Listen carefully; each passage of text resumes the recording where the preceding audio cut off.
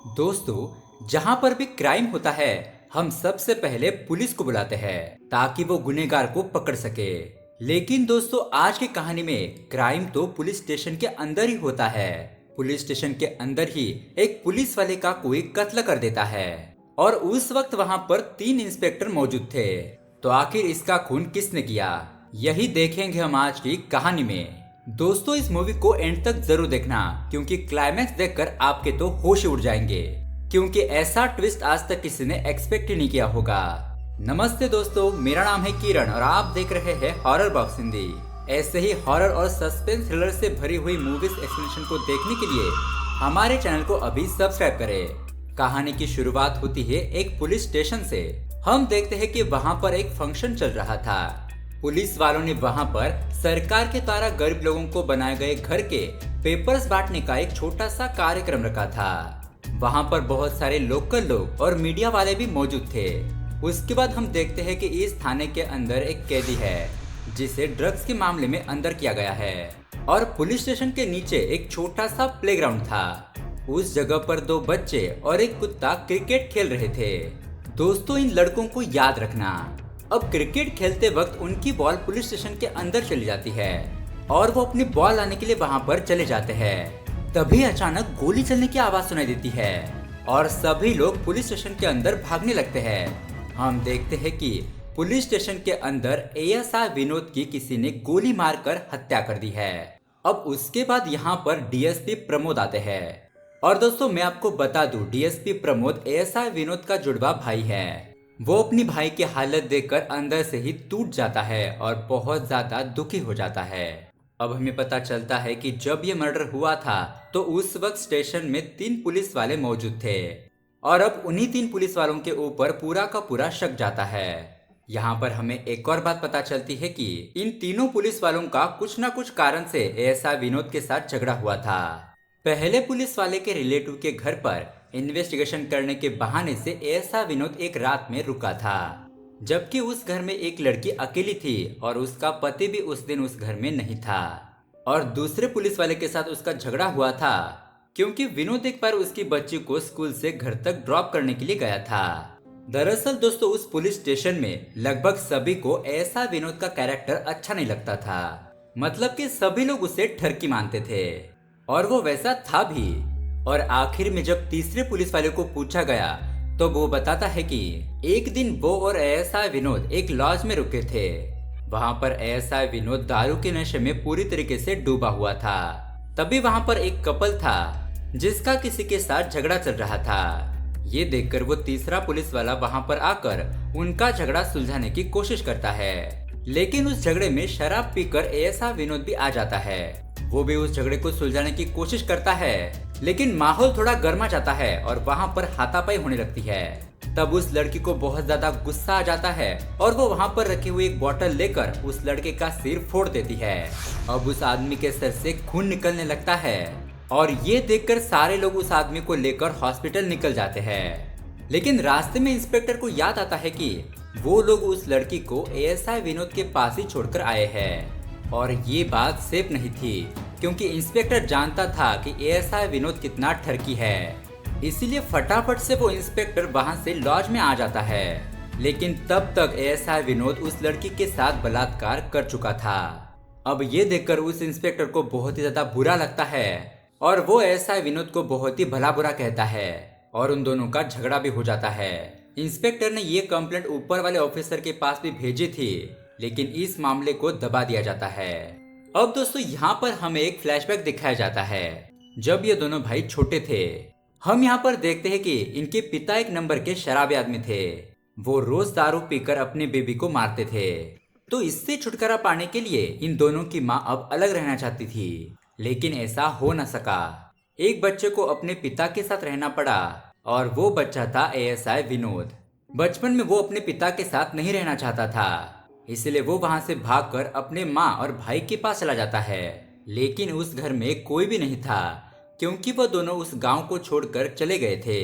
इसलिए विनोद को बहुत बुरा लगता है क्योंकि उसकी माँ और उसका भाई उसे वहां पर अकेला छोड़कर चले गए और उसके पिताजी तो पहले से ही अच्छे नहीं थे, वो उनके साथ नहीं रहना चाहता था। उसके पिताजी दूसरे लड़कियों के साथ गलत काम करते थे, इसलिए एक दिन किसी लड़की के घर वाले उनके घर पर आकर उसे मार देते हैं। और तभी विनोद अपने आंखों के सामने अपने पिताजी को मरते हुए देखता है, लेकिन वो उसकी मदद नहीं करता क्योंकि अंदर ही अंदर वो अपने पिताजी से बहुत ज्यादा नफरत करता था। तो इसीलिए विनोद का जो आज का स्वभाव है वो ज्यादातर अपने पिताजी से मिलता जुलता है, क्योंकि वो अपने बचपन में पिताजी के साथ रहा था। अब दोस्तों यहाँ पर हम प्रेजेंट में आते हैं और फॉरेंसिक रिपोर्ट आ जाती है। यहाँ पर हमें दिखाया जाता है कि जिस गन से उसे शूट किया गया था उस पे जो हमने तीसरे नंबर वाला पुलिस वाला देखा था उसके फिंगरप्रिंट मिले हैं। तो अब उसे सभी लोग शक की निगाहों से देखने लगते हैं, लेकिन डीएसपी प्रमोद कहता है कि ये उसी की गन थी और वो नाइट ड्यूटी पर था, तो ऑब्वियस सी बात है कि उसका फिंगरप्रिंट उस पर मिलेगा ही। उसके फिंगरप्रिंट मिलने का ये मतलब नहीं है कि उसने ही ऐसा विनोद की हत्या की है, ये कोई ठोस सबूत नहीं है। अब दोस्तों उसके बाद कैदी को बुलाया जाता है और उसे पूछा जाता है कि जिस टाइम मर्डर हुआ तुम क्या कर रहे थे। कैदी बताता है कि उस टाइम तो मैं सो रहा था और गोली की आवाज सुनते ही मैं उठ गया। मुझे ऐसा लगा कि पीछे के दरवाजे से कोई भाग रहा हो। दोस्तों इस थाने में पीछे का एक दरवाजा है जो कि हमेशा खुला हुआ रहता है, क्योंकि कभी कभी पुलिस वाले वहां जाकर सिगरेट पीते थे। तो हो सकता है कि खूनी उधर से अंदर आया हो और ऐसा विनोद का कत्ल करके वहां से फरार हो गया हो। तो दोस्तों अब तक हमने ऐसा विनोद के बारे में जान लिया और हमें ये पता चला कि ऐसा विनोद एक नंबर का ठरके आदमी था, लेकिन अभी तक हमें उसके भाई डीएसपी प्रमोद के बारे में कुछ भी पता नहीं है। हमें डीएसपी प्रमोद के बारे में पता चलता है कि ये भी कोई दूध का धुला इंसान नहीं था, ये भी शराब पीकर अपनी बीबी को रोज मारता था और रोजाना उससे झगड़ा करता था। तो उसकी बीवी ने इससे छुटकारा पाने के लिए उसका घर छोड़ दिया और वहां से वो चली गई। जाते वक्त वो अपने साथ उनकी छोटी बेटी को भी लेकर चली गई और अब तक 18 साल हो गए और अभी तक डीएसपी प्रमोद के पास वो वापस लौटकर नहीं आई। वो अकेले ही अपने बेटी के साथ रहती है, लेकिन डीएसपी प्रमोद को अब अपनी गलती का एहसास हो चुका है और वो चाहता है कि वो फिर से अपनी फैमिली के साथ रहे। इसीलिए वो बीच बीच में अपनी बीवी को कॉल करके उसे मनाता रहता है। वो उसे कहता है कि चलो अब हम मिलते हैं और मेरी बेटी को तुम मेरे बारे में बताओ, आखिरकार मैं उसका बाप हूँ। क्योंकि दोस्तों अब तक उसकी माँ ने अपनी बेटी को उसके पिता के बारे में नहीं बताया था कि उसके पिताजी जिंदा है और वो एक पुलिस वाले हैं। खैर अब यहाँ से फिर से मामला इन्वेस्टिगेशन पर आ जाता है और इन्वेस्टिगेशन आगे बढ़ती है। पुलिस वालों को एक ऑडियो कॉल रिकॉर्डिंग मिलती है जो कि ऐसा विनोद की थी। ऐसा विनोद किसी दोस्त के साथ बात कर रहा था और वो उसे कहता है कि जैसे ही छुट्टियां मिलती है मैं अपनी पत्नी के साथ कहीं घूमने चला जाऊंगा। तो दोस्तों अभी आपके दिमाग में ये सवाल आ रहा होगा कि ऐसा विनोद की भी पत्नी है। तो दोस्तों चलिए इसके बारे में जानते हैं। एक दिन ऐसा विनोद के पास एक केस आया था जहां पर एक पति अपनी पत्नी को रोज मारता था। उस लड़की का पति मेंटली ठीक नहीं था, वो हमेशा प्रेयर करते रहता था और उसे ऐसा लगता था कि उसके पत्नी के अंदर कोई चुड़ैल है, तो इसीलिए वो उसे मारता था ताकि वो चुड़ैल वहां से भाग जाए। अब इस केस का इन्वेस्टिगेशन ऐसा विनोद करता है और उसके पति को अरेस्ट कर लेता है। अब उस लड़की के पास रहने के लिए कोई जगह नहीं थी, इसलिए ऐसा विनोद उस लड़की को अपने घर पर लेकर आता है। अब कुछ दिन बीत जाते हैं और हम देखते हैं कि इन दोनों में अच्छा रिश्ता बन गया है और ऐसा विनोद पहले जो ठरके था वो अब इस औरत के आने से सुधर जाता है। वो एक दूसरे के साथ शॉपिंग करने के लिए जाते हैं, घूमने के लिए जाते हैं। वो दोनों अच्छे से रह रहे थे और एक दूसरे के साथ काफी खुश भी थे। अब यहाँ पर हम वापस आते हैं और इस कत्ल की इन्वेस्टिगेशन आगे बढ़ती है। इस केस को अब एएसआई विनोद का ही भाई डीएसपी प्रमोद लीड करता है। अब दोस्तों जैसा कि हमने मूवी के स्टार्टिंग में देखा था कि उस फंक्शन में मीडिया वाले भी आए हुए थे। डीएसपी प्रमोद उन मीडिया वालों को बुला लेता है और उन्होंने जितने भी वीडियो रिकॉर्ड किए थे उन्हें वो प्ले करके चेक करने लगता है कि उसमें से कुछ सुराग मिल सके। अब वीडियो देखते वक्त डीएसपी प्रमोद ये बात नोटिस करता है कि जिस वक्त ये घटना हुई उस वक्त जेल में वो कैदी मौजूद नहीं था। अब ये देखते ही डीएसपी प्रमोद उस कैदी के पास चला जाता है और उसे एक जोरदार थप्पड़ लगाता है। उसके बाद क्या था, डर के मारे वो कैदी सच बताने लगता है। वो कहता है कि यहाँ से एक हवलदार गुजर रहा था तो उसके पॉकेट से इस जेल की चाबी गिर गई। उस चाबी को उठाकर उसने ताले को खोल दिया और वहाँ से बाहर निकलकर शोरूम के अंदर चला गया। जिस जुर्म में वो गिरफ्तार हुआ था वो ड्रग्स वो वहाँ से चुरा लेता है और जैसे वो वहाँ से भागने वाला था तभी फायरिंग हो जाती है और सारे लोग पुलिस स्टेशन के अंदर दौड़ने लगते हैं। अब वो कैदी सोचता है कि अगर इस वक्त मैं यहाँ से भाग गया तो इस मर्डर का सारा इल्जाम मेरे ऊपर आ जाएगा, इसलिए वो तुरंत ही उस जेल के अंदर चला जाता है और उस जेल को ताला लगाकर चाबी नीचे फेंक देता है। अब उस कैदी का बयान सुनने के बाद डीएसपी प्रमोद फिर से वो वीडियो देखने लगते हैं। तभी उन्हें वहाँ पर प्लेग्राउंड में खेलते हुए दो बच्चे दिखाई देते हैं। तो दोस्तों मैंने आपको पहले कहा था कि इन दो बच्चों को याद रखना, आगे जाकर इनसे कहानी कनेक्ट होगी और ये मूवी का इम्पोर्टेंट पार्ट होंगे। अब उसके बाद हम देखते हैं कि ये केस सॉल्व करने के लिए पुलिस वालों के ऊपर बहुत ज्यादा प्रेशर आ रहा था। तब डीएसपी प्रमोद सीनियर मैडम से कहता है कि मेरे भाई को किसी ने नहीं मारा है, उसने आत्महत्या की है। अब जैसे हम लोग ये बात सुनकर शॉक हो रहे हैं, वैसे ही उस पुलिस स्टेशन में जितने भी पुलिस वाले थे उन लोगों को इस बात पर यकीन नहीं होता। वो मैडम कहती है कि वो आदमी इतना ज्यादा खुश था, अपनी पत्नी के साथ बाहर घूमने के लिए जाने वाला था, तो वही आदमी अचानक से अपनी आत्महत्या कैसे कर सकता है।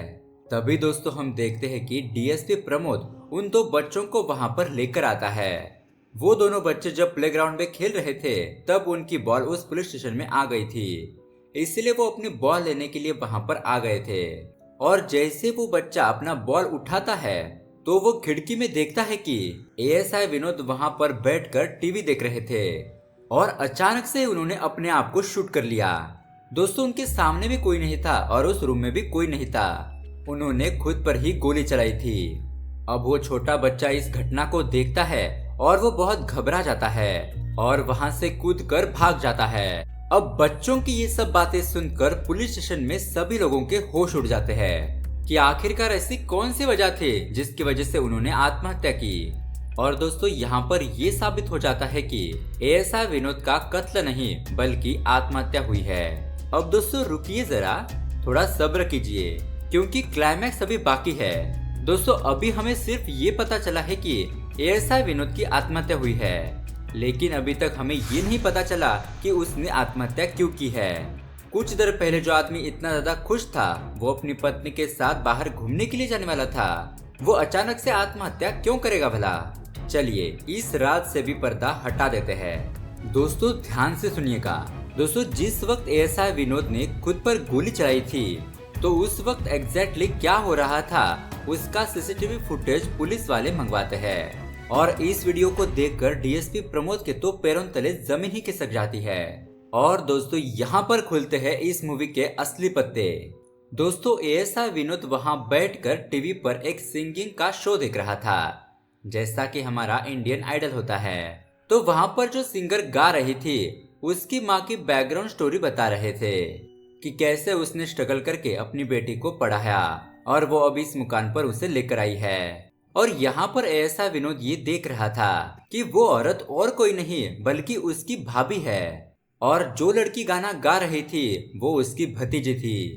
और दोस्तों जैसा कि हमें पता है डीएसपी प्रमोद की बीबी और बेटी एक साथ नहीं रहते, उनको अलग होकर 18 साल हो चुके हैं। दोस्तों वो डीएसपी प्रमोद की बीवी थी और उसकी बेटी वहां पर गाना गा रही थी और उन्हें देखने के बाद एएसआई विनोद की आंखों में आंसू आ जाते हैं। तो दोस्तों अब सोचने वाली बात यह है कि आखिर ऐसा क्या देख लिया एएसआई विनोद ने जिससे कि वो रोने लगा। दोस्तों यहाँ पर जो लड़की गाना गा रही थी वो लड़की और कोई नहीं बल्कि वही लड़की होती है जिसको शराब की नशे में एएसआई विनोद ने उस होटल में उसका बलात्कार किया था। जी हाँ दोस्तों, ये देखने के बाद अब एएसआई विनोद बहुत ही ज्यादा गिल्टी महसूस कर रहे थे कि उन्होंने अपनी ही भतीजी का बलात्कार किया है। उनकी नजर शर्म से झुक जाती है और उसे महसूस होता है कि उसने कितना बड़ा पाप किया है। अब वो अंदर से पूरी तरीके से टूट चुका था और उसके अंदर जीने की कोई भी इच्छा नहीं थी। तभी वहां पर वो तीसरा इंस्पेक्टर आता है और उसका पेट खराब होने की वजह से वो अपना बेल्ट और गन उस टेबल पर उतार कर वॉशरूम के अंदर चला जाता है और दूसरा इंस्पेक्टर वहां पर अपनी पत्नी के साथ बात करने के लिए बाहर चला जाता है। तभी ऐसा विनोद अपने सामने उस गन को देखता है और उस गन से खुद को ही शूट कर देता है। जब ऐसा विनोद की मौत का असली कारण डीएसपी प्रमोद को पता चलता है तो वो भी अंदर से टूट जाता है, क्योंकि वो अपने बीवी और बेटी से मिलने के लिए बेचैन हो रहा था, लेकिन अब वो उनसे कभी नहीं मिल सकता। वो अपनी पत्नी को कॉल करता है और कहता है कि अब मैं तुमसे कभी नहीं मिल सकता। तुम अपनी बेटी को ये कभी मत बताना कि उसका पिता कौन है, क्योंकि दोस्तों जब वो अपने पिता को देखेगी तो उसे उसमें बलात्कारी का चेहरा ही याद आएगा, क्योंकि दोस्तों ये दोनों भाई जुड़वा थे। और दोस्तों इसी दुख भरी एंडिंग के साथ ये कहानी यहाँ पर खत्म होती है। तो दोस्तों आपको इस मूवी का चौंका देने वाला क्लाइमैक्स कैसा लगा हमें कमेंट करके जरूर बताइए। साथ ही ऐसे ही अमेजिंग मूवी एक्सप्लेनेशन वीडियोस को देखने के लिए हमारे चैनल को सब्सक्राइब जरूर करें। Thanks for watching.